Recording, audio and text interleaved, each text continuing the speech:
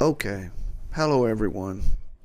This is a movie about how to make a movie. The movie that we're making is a movie showing internal and external rotation of the robot's arm. Okay. Hey everybody, I thought we would start out by just taking a look at the robot itself. I should point out that the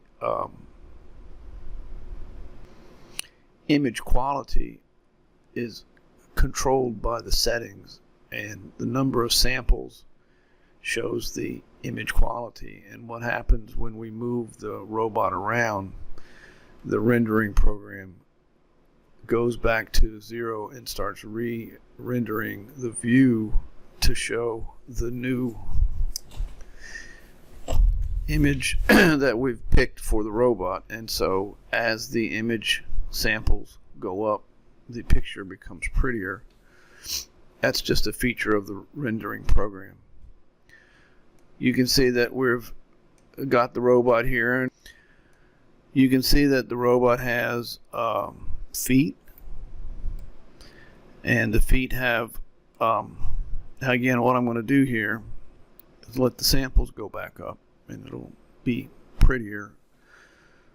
The feet have little toes that are what actually connect the robot to solid ground. There's a big toe and a little toe and a heel, and they have pistons that control the positioning of these toes, and that's what keeps the robot foot on the ground and stable.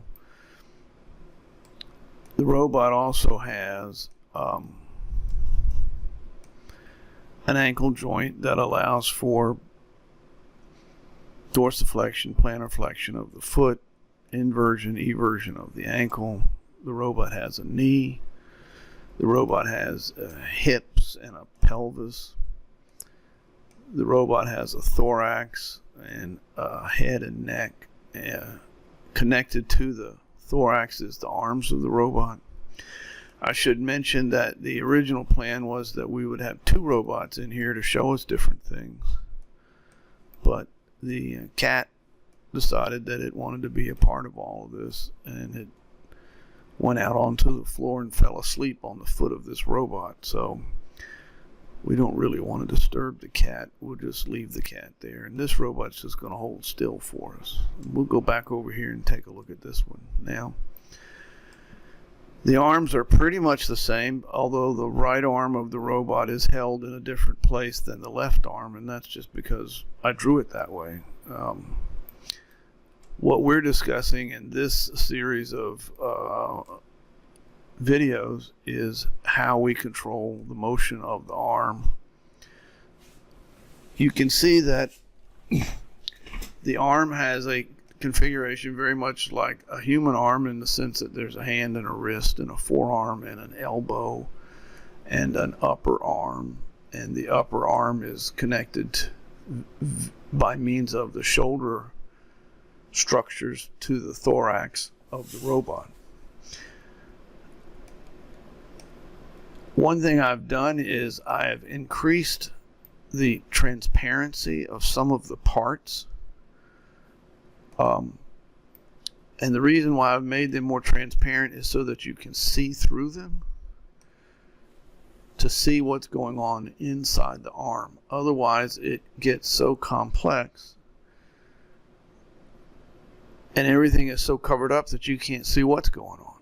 And the main issue of what we're talking about today on this robot for these videos is how we did internal and external rotation of the shoulder, or internal and external rotation of the arm at the level of the shoulder. And that internal and external rotation of the arm at the level of the shoulder is controlled by this linkage and this piston. And so we're going to get into more detail on this specific set of connections with our next video.